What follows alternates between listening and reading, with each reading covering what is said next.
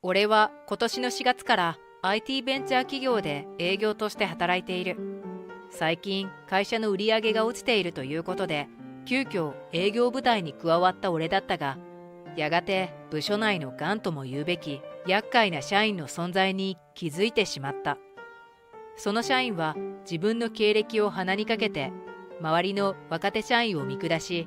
とんでもない悪事を働いていた。次第にその社員は若手社員だけでなく、俺にも暴言を吐くようになったため、我慢の限界を迎えた俺は彼への復讐を試みるのだった。俺の名前は木本博樹。IT 企業で働いている30歳だ。この度非正規雇用で今の会社に雇ってもらうことになり、個人的には久々に営業の仕事をすることになった。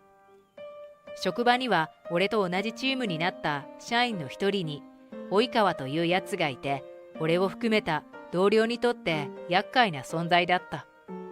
彼はかつて誰もが知っている大企業で営業をしていたようで、彼は常に自分が大卒であること、大企業で働いていたことを随分鼻にかけた態度で部署内で少し浮いていた。彼はいわゆるチームリーダー的なポジションで、一応俺を含めた営業マン5人のチームのまとめ役ということになっていた。何でも去年の営業成績が部署内で一番良かったらしく、まだ28歳と若いので役職にはついていないが、部署内でチームリーダーを担当しているとのことだった。いざ一緒に働き始めてみると、確かにキビキビと仕事はこなすし、契約もそれなりに取ってくる。仕事面では何も言うことはなく、すごくバイタリティを持って働いているなと感心していたのだが、彼の部署内での言動にはいささか問題があった。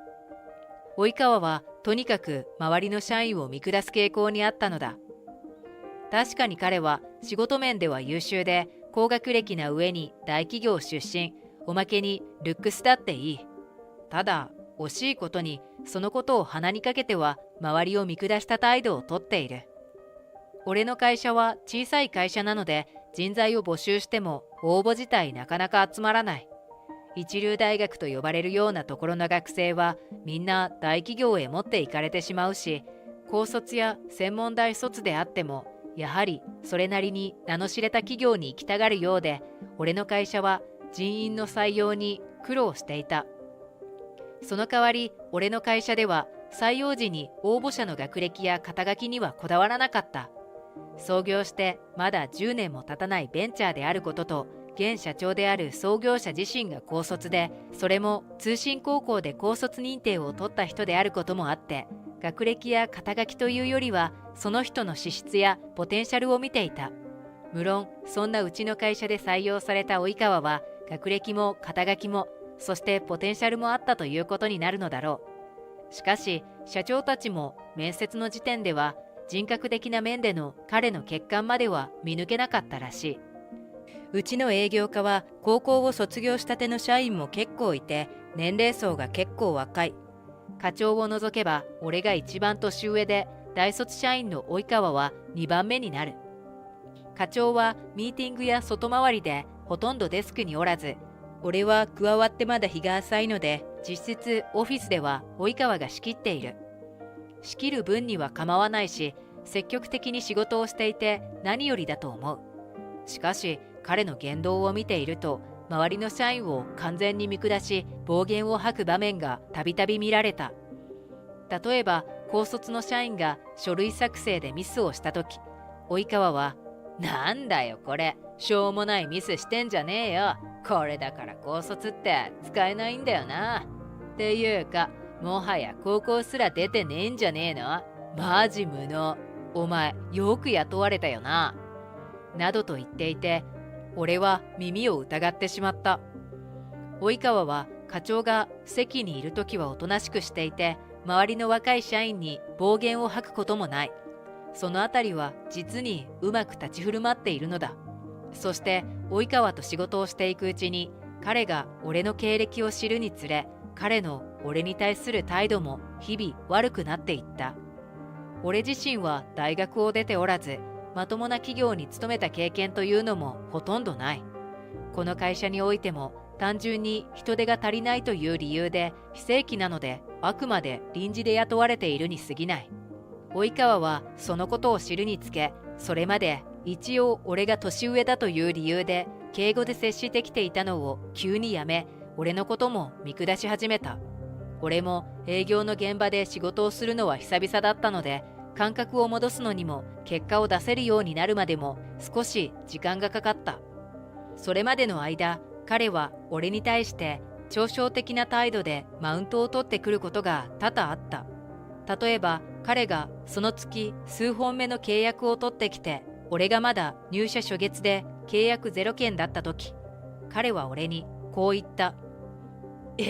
木本、まだ契約ゼロなわけ？ 30 歳で、しかも非正規社員で、それってやばくない？マジ存在価値なさすぎ。やっぱ高卒はダメですね。ああ、大学出てよかった。その時の俺は笑顔で聞き流したが、心の中ではさすがに腹が立った。恥ずかしながら、これ以来久々の営業に本気で取り組むようになった。結果を出してこの及川の鼻をへし折ってやろうと、そう思ったのだ。俺は徐々に昔の営業をしていた時の感覚を思い出し、ポツポツとお客さんを取ってこられるようになった。自分の仕事に少し余裕が出てくると、部署内の様子もだいぶ見えるようになってきた。このところうちの課は営業成績が悪く、俺を急遽チームに加えたということもあって、何が悪いのかと考えていたのだが、特に理由が見当たらなかったのだ。社員によって売り上げはまちまちだが、これといってサボっている社員がいるようでもなかった。ところがある日、俺は偶然部署内の問題を見つけることになった。それは高卒の新人と営業先を回っていた時のこと。午前中に商談を終え、お昼を一緒に食べていると、新人の彼はとんでもない事実を打ち明けてくれた。以前新人の彼が見つけてきたお客さんに2回ほど営業をかけて、これはもう少しで契約を取れそうだというところで、及川に横取りされたのだという。及川はチームリーダーだから新人の面倒も見ている。新人の彼がお客さんに脈がありそうだということを報告すると、すぐさま及川は、いいじゃん。よーしわかった。あとは俺がやるから任せとけ。と言って、以降新人をお客さんに合わせず、自分だけで契約成立までこぎつけてしまったのだという。新人の彼にも少し気の弱い部分があったのかもしれない。しかし及川はそれ以降も自分の後輩が額の大きそうな案件を見つけてくると、手当たり次第横取りしたらしい。さすがにこんなことをされて若手社員も黙っていたわけではなかった。しかし及川は自身がこのままいけば来年には係長に昇格することを餌に、ここで俺に恩を売っておけばお前も昇級させてやるからなどとうまいことを言い出し抜いていたらしかった。そんなことが裏で行われているとは俺は想像だにしなかったので、驚いたと同時に、それがこの部署の活気のなさというか、若手社員たちのモチベーションを削いでいるのではないかという結論にたどり着いた。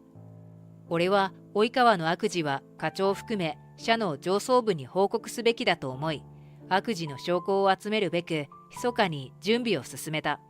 もちろん一方では営業成績で及川を黙らせるために本来の仕事にも力を注いだ。そうして俺が入社してから3ヶ月が経った頃、あらゆる準備が整った。1ヶ月の最後の週の月曜日、俺たちの課ではその月の売上達成見込みを課長に報告するミーティングが行われることになっていた。ところがその日は課長が休養で会社にいられなかったので、出先から可能であればオンラインで参加することになっていた。課長抜きで始まった打ち合わせはやはり及川の仕切りで進んでいった。若手から順番にそれぞれの今月の今時点の売上と最終的な達成見込みを発表していく。それを及川があたかも自分が課長になったかのような態度で聞いていた。売上がいまいちな社員に対しては、たったそれだけ、そんなんでいいと思ってるわけ？なんで高卒ってどいつもこいつもこう無能なんだよ。マジやってらんね。はい次。などと相変わらず暴言を吐いている。やがて俺の番が来たので、俺は現状の売り上げを伝えた。一応今月は今のところ及川と同じくらいの売り上げだ。文句は言えないだろうとかとも思ったが、案の定俺にも噛みついてきた。っていうか、あんたもう30歳でしょ。中途で転職してきてこの数字ってはっきり言ってやばいんじゃないの？この際だからお前らにも言っておくけど、無能社員は俺がクビにしてやるからな。そうにやけながら言う及川を若手社員たちが悔しそうな目で見つめている。もう言いたいことは言い切っただろうと思い、俺はこの勘違い野郎に痛い目を見てもらうことにした。及川さんね、ちょっとそれは言い過ぎなんじゃないかな。あなたに僕らをクビにする権限はないんじゃない？及川は今まで従順だった俺が言い返したのが意外だったのか、目を丸くして俺を見つめている。それから言い忘れてたんだけどね、僕社員じゃないですよ。むしろあなた方を雇っている側の人間なので。はは、何言ってんの？非正規社員が何言ってんだか。と突然の俺の激白に理解が追いついていないようだったので、俺はリモートでつないでいた課長に話しかけた。桜田課長、お疲れ様です。聞こえてますか？ああ、お疲れ様です、木本専務。聞こえてましたよ、全部最初から。そうですよね。ありがとうございます。木本専務のおかげでだいぶうちの課の問題点が分かりましたよ。どうもありがとうございました。いえいえ、お役に立ててよかったです。と課長と俺が話していると、及川は顔を真っ青にして俺に恐る恐る話しかけた。木本、いや木本さんってうちの会社の専務なんですか？うん、そうだけど、ここのところこの課の成績が良くないって言うんで、俺がヘルプかつ状況偵察に駆り出されたってわけ。まあでも問題がいろいろ浮き彫りになってよかったよ。そう、俺はこの会社の創業時のメンバーの一人で、今は専務取締役を務めている。創業時には俺が営業の中心として動いていて、会社の売り上げを飛躍的にアップさせた。今回は営業部のテこ入れかつ偵察ということで、期間限定で現場の社員になりすましていたのだ。俺はこの会社の採用には直接関わっていないし、最近は現場にはほとんど行かずに役員会議ばかりだったので、社員のことは全然知らなかったし、営業の現場に戻るのも久方ぶりでかなり緊張した。だが実際及川という社員がこの部署の癌で、それが他の若手社員の意欲も奪っていることを突き止められてよかった。それから俺は及川の1ヶ月の売り上げのうち、若手社員から横取りした分を片っ端から指摘した。課長にもあらかじめ彼の悪事のことを伝えた上で、彼の素顔を知ってもらうべく及川には知らせず、打ち合わせの最初からオンラインで参加してもらっていたのだ。若手社員たちにもこの打ち合わせ前に俺の身分を明かし、今月及川に横取りされた分を全て教えてもらっていた。かくして俺の周到な準備が実り、及川は課長と専務である俺の前で一通りの悪事をさらされることになったのだ。すっかり元気をなくし、うなだれる及川をよそに、俺は最後の一撃を彼に見舞って打ち合わせを終えることにした。じゃあそういうわけで及川くんが横取りした分を差し引くと、及川くんの売り上げは課で一番低いってことになるけど、課長どうしますか？いやもうそれは元木専務の一存で決めていただいて結構ですよ。わかりました。じゃあ遠慮なく及川くんの処分は私の方で決めさせてもらいますね。皆さん騙したみたいになってしまってすみません。ご協力ありがとうございました。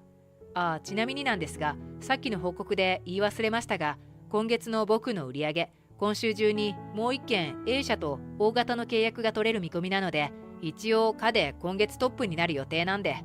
まあ及川くんの売り上げは粉飾決算されていたけど、それを上回る結果を出したんで、どうかな及川くん。これで僕に文句は言えないかな。